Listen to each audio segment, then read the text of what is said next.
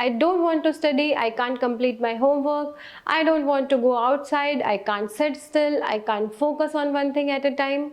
Why do people think I talk so loud, I'm different? Have you noticed your children often saying these things? If so, this is an ADHD child behaves. Well, if your child is showing these signs, no worries, he is not alone. ADHD affects around 6.76% of adults and around 57.2% of youth globally. If I talk about the US, ADHD is prevalent among 15.5 million adults and about 6.5 million children. That's a huge and shocking number. But what exactly is ADHD and why does it happen? Can it be a cause of paralysis or a mobility issue? Today we will discuss everything you need to know. Hello and a very warm good morning to all our viewers. I am Dr. Madhvi Vash and I warmly welcome you to my YouTube channel. Here you can get so much detailed information on health and wellness, healthy diet and nutrition, yoga and exercise. So let's move on to today's main topic. ADHD or Attention Deficit Hyperactivity Disorder is a neurodevelopmental condition. This means it begins during brain development, usually in childhood, and can continue into adulthood. Many people wrongly assume ADHD is caused by laziness, bad parenting, or lack of discipline. But that's not true. ADHD is rooted in the way the brain regulates attention, impulse, and activity levels. ADHD is divided into three main categories: inattention, hyperactivity, and impulsivity. Imagine a student sitting to do a math homework, but within minutes starts doodling, staring out the windows, or checking the phone. This is inattentive ADHD. Such children or adults may struggle to focus on details, make careless mistakes, seem not to listen when spoken to directly, lose things like keys, school supplies, or forget appointments. Now, think of a child who keeps jumping during story time or an adult unable to sit through a 2-hour meeting.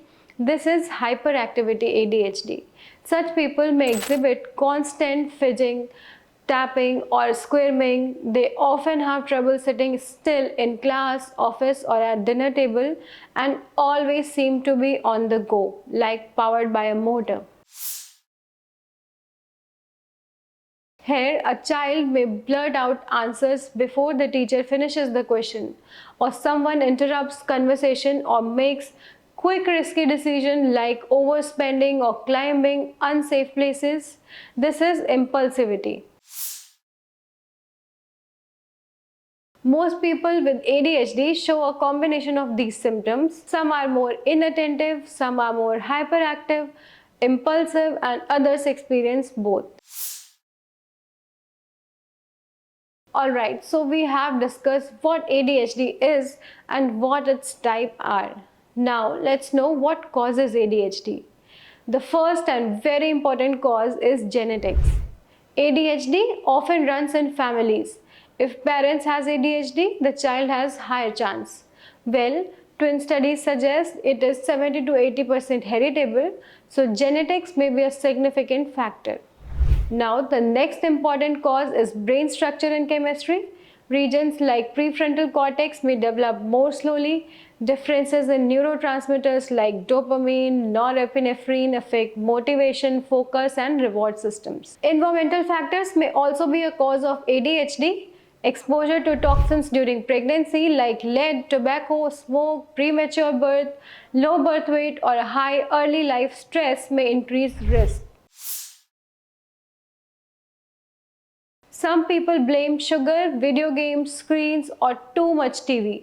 But studies show these do not cause ADHD. They may worsen symptoms temporarily, but they are not the root cause. This is a very important question. Many people confuse neurological disorders with one another. The truth is, ADHD does not cause paralysis. See, ADHD is a neurodevelopmental disorder that affects attention, behavior, and impulse control. On the other hand, paralysis is usually caused by stroke, spinal cord injury, brain injury, or neurological diseases that damage motor pathways. While both conditions involve the nervous system, they are completely different. ADHD does not damage nerves or muscles, and it does not lead to paralysis. Yes, ADHD can sometimes coexist with other neurological or psychological issues like anxiety, learning disabilities, or mood disorders, but paralysis is not direct outcome of ADHD.